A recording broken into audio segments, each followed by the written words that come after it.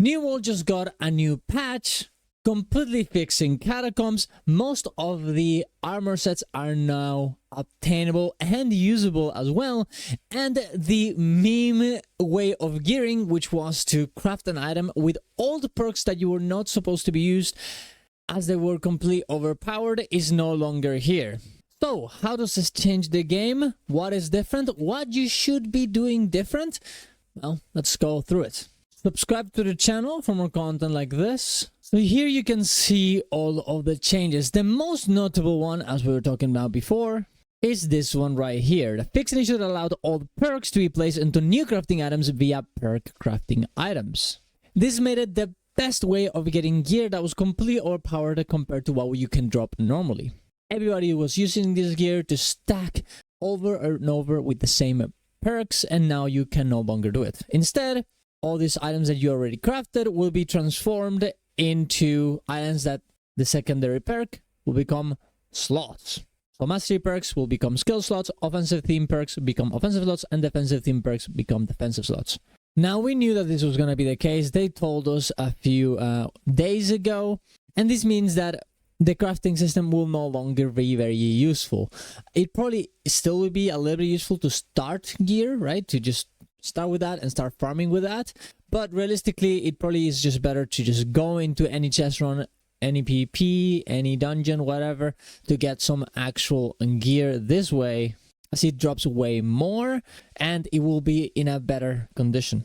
I do feel a little bit about it because I feel like crafting should be part of the MMO, and I'm guessing this is gonna be something that is gonna be not very useful. It still have a place in the game, and I don't think it should be the best way of getting gear, absolutely not, but going a little more into the middle ground instead of just completely destroying it would have been nice, I think. But who knows, maybe people are exaggerating and it will still find a place inside of the game. And you can still make a lot of gold from crafting, so Speaking of gearing though, we're also getting a lot of changes to the new sets. The focus set was not appearing in the PvP reward track, as well as the tenacity set and other infix items. All these items will now appear there. The elementally charged set bonus would not trigger as well if the chest piece for the bonus was not equipped, so it made the entire set useless for most people. Now, before, people were not really going for the sets, but now that one, they're fixed, and also the crafting system is done, people might actually start going for this, and these are very important sets. The tenacity set that now appears in PvP is actually very good for tanking. I'm definitely gonna be trying to get it. The elementally charged one is very good for magical abilities that involve some sort of element. Look at this. Magical abilities deal 7% less plus store an elemental charge for 20 seconds. Consuming charge on a non-magical ability adds 10% elemental base damage for 10 seconds. Pretty good. And the focus set also is here for healing. So yeah, now we have something else to go for. Going for PvP matches over and over again seems to be the way that people are going to be playing the game, at the very least, until they get their special items. So start getting that acid salt, as the amount of it you'll need is it would be pretty big. I'm gonna be finding some good ways of earning acid salt, as it seems pretty pretty annoying to do right now. So if you have a very cool idea here, guys, that you can share, please let me know in the comments down below. I know you can do it with this daily quest. I know you can do it with being PvP flagged on dungeons, but they don't really seem like a very good solution. The crafting one with a camp, with a 5-tier camp, seems like the best one, but even that one is pretty annoying. So if anyone has anything else, any good ideas, please let me know in the comments down below. Catacombs are also being changed, as they were completely buggy very recently. The killing raffle bones event would just not work and the doors would not open. The extraction portal would sometimes fail to spawn, causing players to fail the extracting catacombs. And the catacomb levers were not interactable sometimes. This actually happened to me 3 times yesterday on the same dungeon, when you would just open the summoning circle and it would just spawn nothing. It doesn't seem like they mentioned this particular bug, but I'm assuming that this is the same one as the raffle bug. Raffle bug? Whatever. The big bone guy. So hopefully this will no longer be the case as well. Raffle bone. There it is.